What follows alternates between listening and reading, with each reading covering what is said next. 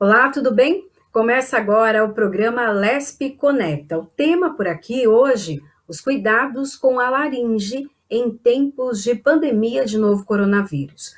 Olha, para falar com a gente sobre esse assunto, eu recebo o doutor José Guilherme Vartanian, que é diretor do Departamento de Cirurgia de Cabeça e Pescoço e Otorrinolaringologia do AC Camargo Cancer Center de São Paulo. Seja bem-vindo, doutor. Obrigado, Priscila. Obrigado pelo convite. É um prazer estar aqui participando com vocês desse programa. Nós que agradecemos. E, doutor, eu queria que o senhor já começasse explicando para a gente o que é a laringe, a função dela e também as doenças que podem acometer essa área. Perfeito, Priscila. A laringe é um órgão bastante importante para nós, né? Ela tem três funções principais e muito importantes. A primeira delas, e mais conhecida, é o órgão onde se encontram nossas pregas vocais, também chamadas de cordas vocais, onde nós usamos para produzir nosso som, nossa fala, nossa comunicação. Então essa é a primeira função muito importante da laringe, que é de comunicação. Mas também ela tem outras duas funções que também são muito importantes, né? Também é pela laringe que passa o ar que nós respiramos. Antes de chegar na traqueia e nos pulmões, ele passa pela laringe. Então também ela tem uma importante função na respiração. Qualquer processo expansivo, exemplo aqui, tumores que podem crescer e obstruir essa passagem, também podem cursar com uma falta de ar, por exemplo. E a terceira função, que também é muito importante, né, é a função de proteção das vias aéreas inferiores durante a alimentação. Quando nós vamos engolir um alimento, uma água, um líquido, qualquer tipo de alimento que nós vamos ingerir, sólido, líquido ou pastoso, existe todo um mecanismo coordenado de movimentação de toda a musculatura da faringe e laringe para que o alimento passe por trás da laringe e vá direto ao esôfago e, consequentemente, ao estômago, e não penetre na parte mais anterior, que seria a traqueia, brônquios e pulmões. Então, a laringe também tem uma função que nós chamamos de esfíncter, né, das vias aéreas inferiores, protegendo os pulmões para que não entre nenhum tipo de alimento nos pulmões. Tá? Então, são três funções importantes, de comunicação, de respiração e de deglutição, como uma proteção para que nós... O senhor Essa falou que essa área laringe... pode ser acometida pelo câncer, né? Eu queria que o senhor Tá. falasse, então, um pouco dessa doença, então, nessa área, e também se existem outras doenças que podem comprometer a laringe. Sim, perfeito. A gente tem uma série de patologias que podem acometer a laringe, desde patologias benignas, processos inflamatórios, processos infecciosos, como lesões tumorais que podem ser de dois tipos, benignas ou malignas, né? Processos expansivos benignos ou malignos, que aí sim nós chamamos de câncer. Tá? Então você pode ter um processo inflamatório simples, como uma laringite, na maioria das vezes ela tem uma origem viral, como se fosse nossa gripe, um resfriado, e que você pode ter um acometimento maior da laringe. Então, nossa laringe fica inflamada, fica inchada, é muito comum o paciente ficar com uma rouquidão, né? E ter o curso próprio de uma infecção viral, que dura em torno de 5 a 7 dias. Geralmente os pacientes procuram um especialista, ou por conta própria tomam algum anti-inflamatório, geralmente isso é autolimitado, em 5 a 7 dias as pessoas melhoram. Os sintomas principais é uma tossezinha irritativa, uma rouquidão, uma dor de garganta, pode cursar ou não com febre. Então, um quadro típico gripal com acometimento mais baixo na laringe, nós chamamos de laringite. Essa infecção, essa inflamação também pode ter uma origem, além de viral, também bacteriana. São as laringites bacterianas. Aí, geralmente, o responsável são bactérias que levam à formação de secreção, estimula o nosso organismo a ter uma resposta imune com febre, então a pessoa tem uma febre mais alta, tem uma tosse com uma expectoração, então as laringites infecciosas bacterianas. Aí o tratamento precisa associar um antibiótico ao anti-inflamatório. Também geralmente respondem muito bem às medicações atuais, em torno de uma semana isso se resolve. E nós temos também processos estruturais, algumas alterações estruturais e processos benignos da laringe, né, como tumores benignos, mas os que mais nos chamam a atenção e são mais frequentes no dia a dia são as lesões estruturais das cordas vocais, das pregas vocais. Muitas delas, as mais comuns, são os chamados calos, né? Tem um calo na corda vocal. Esse calo nada mais é do que um nódulo na prega vocal, né, ou corda vocal, que são sinônimos, geralmente causados por traumatismo crônico, por pessoas que abusam muito da voz, falam muito alto, gritam muito. Então, geralmente, você acaba cursando com uma alteração inflamatória, que o mecanismo de proteção da prega vocal ela vai formando um nódulo, como se fosse um calo, né, um sapato apertado, né, então um trauma crônico ali, ela se protege, se espessa. Esses nódulos vocais são bastante frequentes. Geralmente eles cursam com uma rouquidão persistente.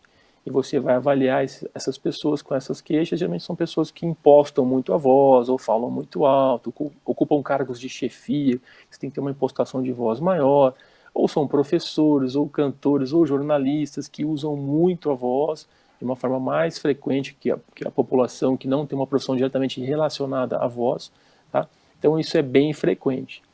Tanto é que esse perfil profissional, esse perfil de pessoas, elas são muito bem recomendadas para a fonoaudiologia. A gente encaminha muito esse perfil de pacientes para uma avaliação e um controle fonoaudiológico de forma crônica, que isso é muito importante.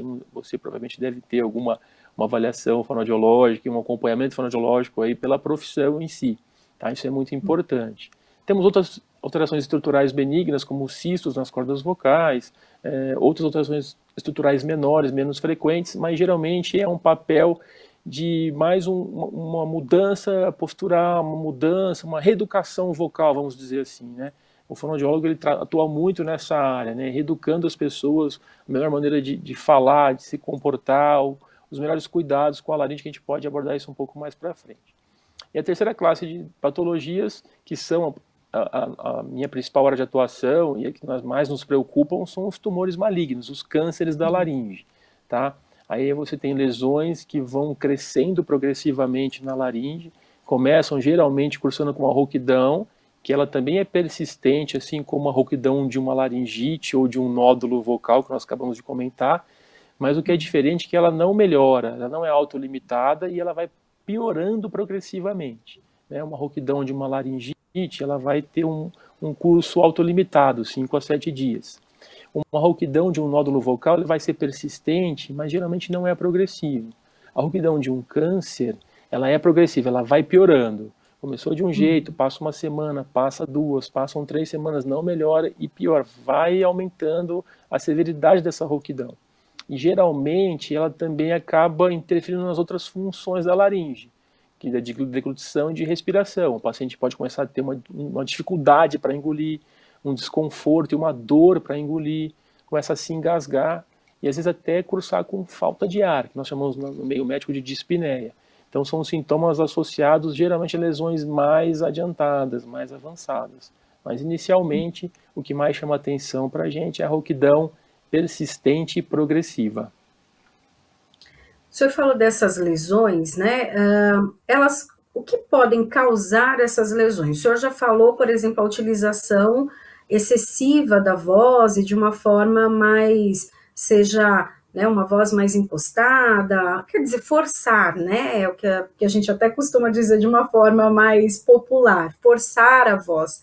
Isso, então, já traz aí alguma lesão. Mas, por exemplo, o consumo de alimentos ou bebidas quentes, alcoólicas, comidas gordurosas, isso pode prejudicar a laringe? E daí, no caso do câncer, tem algo que causa esse câncer? De que maneira ele aparece? Bom, eu posso didaticamente comentar sobre os fatores relacionados a comportamento e fatores externos. Eu acho que uma coisa que faz mal para a nossa laringe, para nossas pregas vocais principalmente, é esse abuso vocal, além de desidratação. Né? As pessoas elas devem ingerir muito líquido, muita água, manter sua faringe e sua laringe hidratadas. Né? Então, bastante líquido, ou eventualmente frutas que têm bastante líquido. Né? Então, você manter a nossa faringe, a nossa laringe hidratada, isso é muito importante para evitar essas lesões benignas da laringe, estruturais principalmente. Então, a reeducação vocal e a hidratação são importantes. A gente tem algumas patologias que a gente pode ter que pode interferir um pouquinho. Geralmente patologias alérgicas, as pessoas que são muito alérgicas também pode ter uma mucosa mais sensível a mudanças de temperatura, a ambientes mais ressecados. Então também ambientes muito secos, aquelas pessoas que trabalham o dia inteiro em ar-condicionado, são pessoas também que judiam mais da sua laringe. Então o ideal seria que você intercalasse momentos do dia sem ar-condicionado, ou eventualmente tivesse um umidificador de ar por perto, ou simplesmente está tomando água constantemente. Isso é muito importante, essa hidratação. Tem uma condição que não é da laringe propriamente dita, mas a laringe ela pode sofrer as consequências de forma secundária, que é a doença do refluxo gastroesofágico. Algumas pessoas têm esse refluxo, acho que muitos já ouviram falar sobre isso. Você tem o conteúdo ácido do estômago refluindo para cima, em direção ao esôfago, e em alguns casos chegam até a laringe. Isso pode causar uma inflamação crônica na laringe, na região mais posterior da laringe principalmente. Isso tem alguns sintomas muito típicos, né? A pessoa tem uma sensação de algo parado na garganta, parece ter uma bola parada na garganta. Nós chamamos isso, nos termos técnicos, de globus faríngeo, né? Um pigarro, uma tosse seca constante, uma rouquidão, muitas vezes, que é pior de manhã e melhor ao longo do dia, porque é durante a noite deitados, né? Nós facilitamos esse refluxo. Então, essas pessoas que têm refluxo também podem ter sintomas laríngeos. É muito bom passar com um especialista, que pode ser um otorrino, laringologista, um cirurgião de cabeça e pescoço, ou um gastroenterologista, que vai fazer esse diagnóstico clínico com exames subsidiários e vai tratar de forma adequada esses pacientes. Em relação a fatores externos, que aí sim a gente fica muito preocupado, que esses sim são os principais vilões para um câncer de laringe, basicamente o grande vilão, o mal do século, vamos dizer assim, é o cigarro. É o consumo de tabaco nas suas mais diversas formas, não só o cigarro industrializado. Qualquer tipo de tabaco tem seu potencial carcinogênico. Então hoje a gente sabe que o grande vilão para os tumores malignos, né, os cânceres da laringe, é o consumo excessivo de tabaco. Quem fuma tem até 30 vezes mais um risco de ter um câncer de laringe de quem não consome tabaco. Tá? Isso é um fator de risco muito importante. Etilismo também é um fator, é um cofator, já é um pouco menor o impacto na laringe, mas também é um cofator muito importante para o cigarro. Os estudos mostram que o consumo de álcool, principalmente nas formas destiladas, né, uísque, cachaça, vodka, você tem uma concentração muito alta de álcool. Esse álcool é um fator muito irritativo para as mucosas, tanto da laringe, mas também da boca, da faringe. E essas alterações da mucosa que o álcool pode causar, eles também facilitam, né, a permeação das substâncias carcinogênicas do tabaco. Né? Então eles têm um efeito sinérgico. Né? Quem fuma tem um risco maior, quem bebe bebidas destiladas tem um risco maior, mas quando você tem os dois fatores, eles têm um efeito sinérgico e esse risco aumenta muito. Tá? Então eles potencializam um ao outro. Então, o que a gente pode fazer como uma medida de prevenção para evitar um câncer na laringe é realmente evitar o consumo de tabaco e de bebidas, principalmente as destiladas. Tá? Outros fatores menores também têm sido relacionados como potenciais fatores de risco para cânceres de laringe. Um que é bem controverso, a gente não tem uma evidência muito forte, tem trabalhos que falam sim, que outros trabalhos falam que não, é o refluxo gastroesofágico, né? Mas é uma coisa que é importante. A gente recomenda quem tem tratar, fazer controles periódicos, porque na dúvida vale a pena ficar mais vigilante. Então quem tem refluxos gastroesofágicos e vale a pena passar periodicamente com um especialista, um otorrinolaringologista, um cabeça e pescoço, para fazer um controle em longo prazo. Tá? Na dúvida, vamos ser mais vigilantes. E outro fator também que a gente vê na literatura é poluição. A gente sabe que existe uma incidência maior de câncer de laringe em regiões, cidades mais industrializadas, com maiores taxas de poluição do ar. E a gente sabe que isso pode ser um efeito nocivo tanto para câncer de laringe quanto para câncer de pulmão. A gente tem essa associação. Mas sem dúvida nenhuma, se eu for listar aqui para você, os fatores mais importantes, disparadamente, em primeiro lugar, é o cigarro. Então, todas as medidas que nós pudermos fazer para evitar o tabagismo, a gente vai realmente ter os melhores efeitos em longo prazo, Priscila. Uhum. No caso do câncer de laringe, ele pode ser também genético?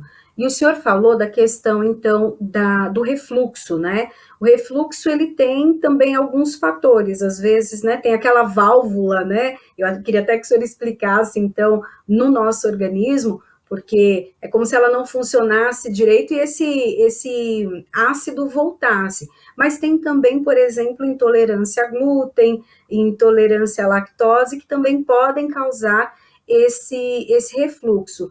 E sobre a poluição também, eu queria que o senhor detalhasse para a gente o que acontece no organismo para que essa poluição, né, e nesse momento de pandemia, há também uma possibilidade maior de infecção do coronavírus, já que essa área ela já é sensível à poluição, pode ser mais sensível também ao corona?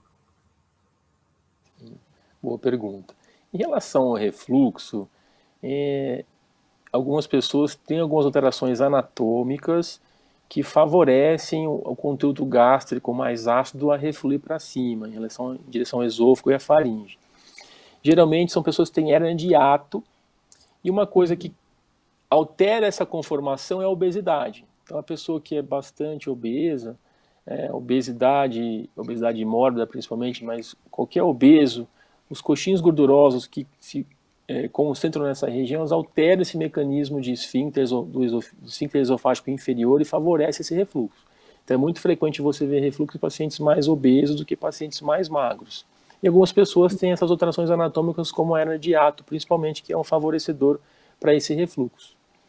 Quem tem esses sintomas deve procurar principalmente um gastroenterologista, porque você tem medicações que podem ajudar, mas também tem medidas posturais e dietéticas para serem tomadas, né? Você evitar deitar logo depois de uma alimentação, evitar algumas substâncias, principalmente à noite, que são substâncias que têm um efeito que relaxam muito a musculatura do esôfago e poderiam favorecer esse refluxo, como álcool, como café, como chocolate. Esses alimentos à noite devem ser evitados, principalmente em grandes quantidades ou muito próximos à hora de se deitar, porque eles favorecem esse refluxo.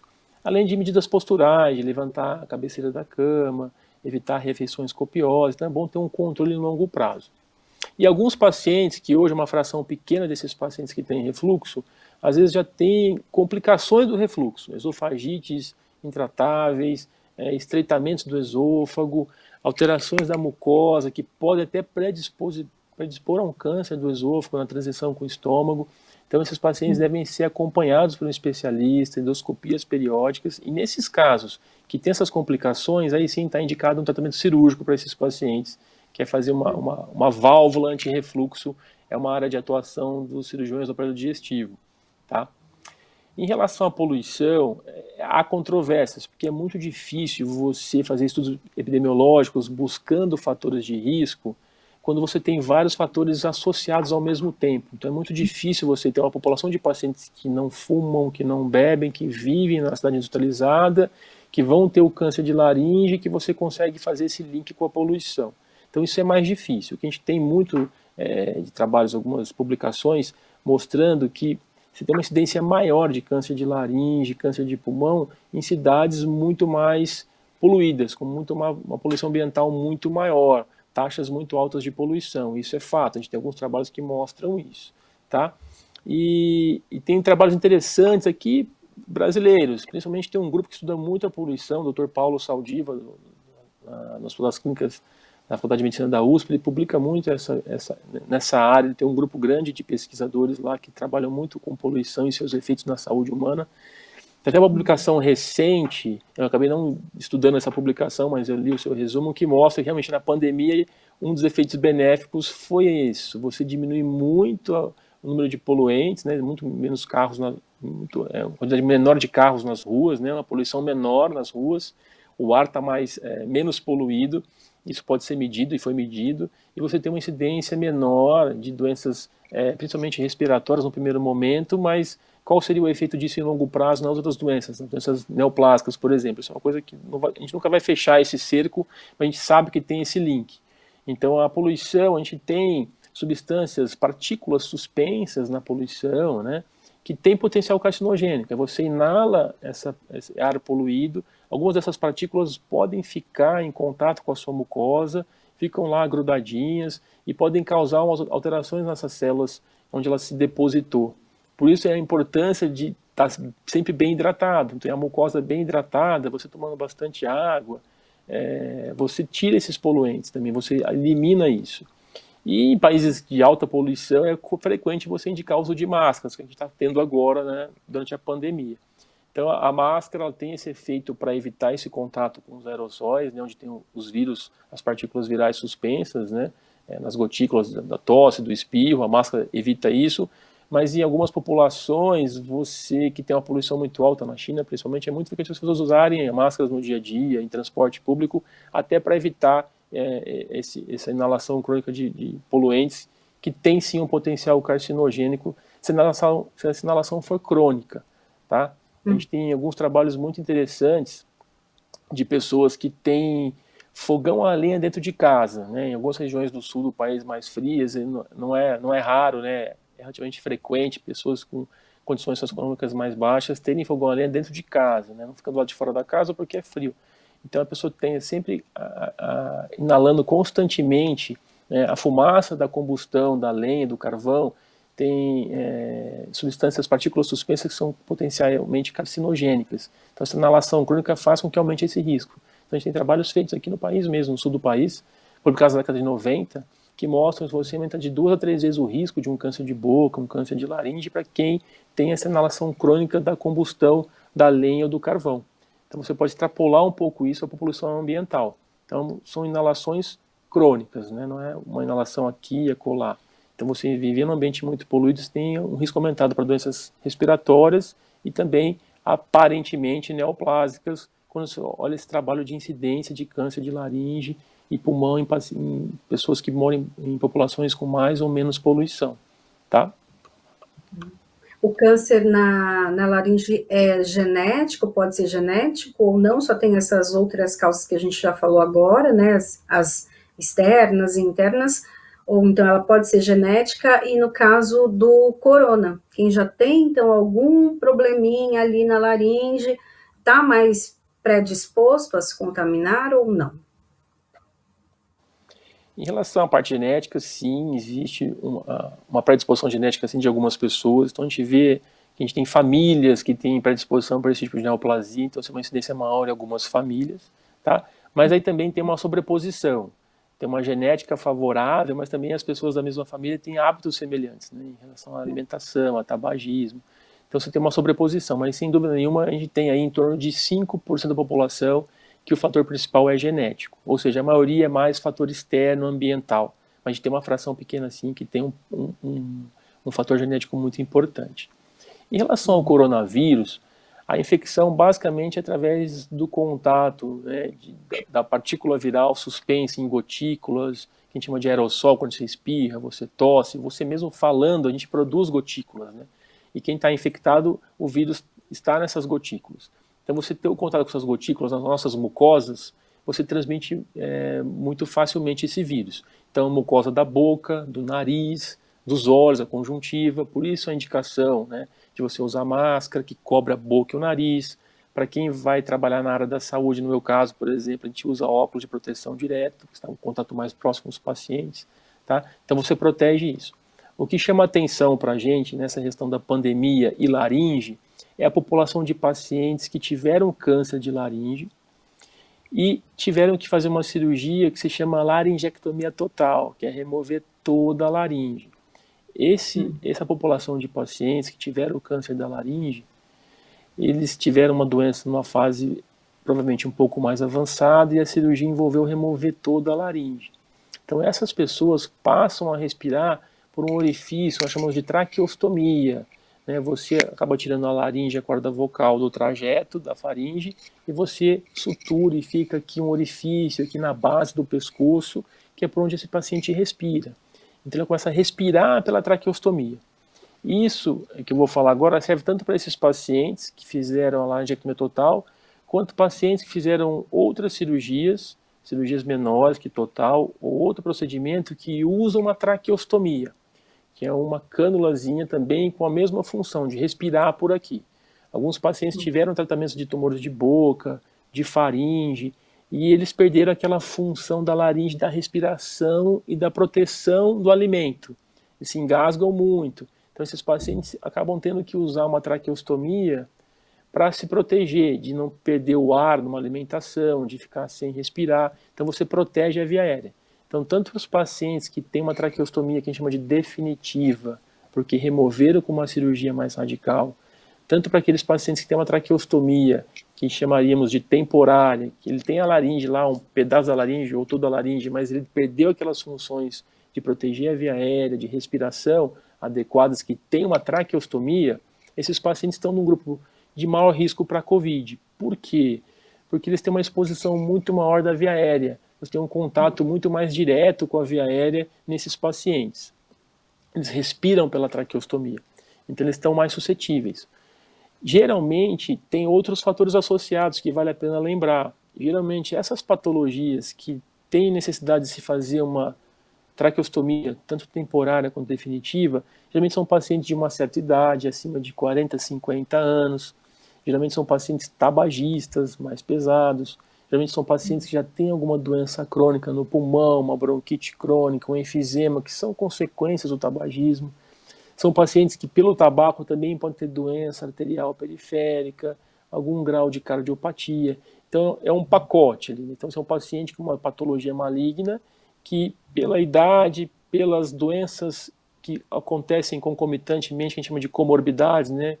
Doença pulmonar, obstrutiva, crônica, que são as bronquites, os enfisemas, pressão alta, doença arterial periférica, você tem diabéticos. Então, pacientes tabagistas, você já tem um perfil de imunidade que os torna mais suscetíveis a esse tipo de infecção, e nesse perfil de pacientes a infecção acaba sendo mais grave. Então a gente tem que ter um cuidado redobrado com esses pacientes. Os pacientes que, vamos dizer assim, respiram pelo pescoço, né, que têm traqueostomia, tanto definitiva quanto temporária, são sim pessoas mais suscetíveis, tanto pela traqueostomia em si, quanto por essas doenças ao mesmo tempo, que geralmente são frequentes nesse grupo de pacientes. Então, nesses pacientes, você perde aquela filtragem. Nós respiramos pelo nariz, o ar até chegar aos nossos pulmões, ele vai sendo filtrado, ele vai sendo umidificado até chegar no pulmão. E quando você respira direto aqui pelo pescoço, pela traqueostomia, o ar entra mais frio, entra mais seco. Então, é muito frequente esses pacientes terem uma produção de muco maior, ficarem mais secretivos, que é uma proteção, né? O próprio pulmão se protege, produzindo um pouquinho mais de muco para proteger aquele ar frio, mais seco. Então são pacientes que têm já essa predisposição a ter uma secreçãozinha, uma tosse, né? Então esses pacientes são sim mais suscetíveis ao COVID, e se eles são infectados, eles têm um risco maior de ter aquela forma mais complicada. A gente já viu, né? Acho que a mídia bate muito isso no martelo. A gente tem uma população de pacientes, em torno de 20% desses pacientes, que tem uma evolução pior, alguns têm que ser internados, entubados em UTI. Então essa população de traqueostomizados por laringectomia total ou outra patologia que necessitou traqueostomia são pacientes de maior risco de complicação.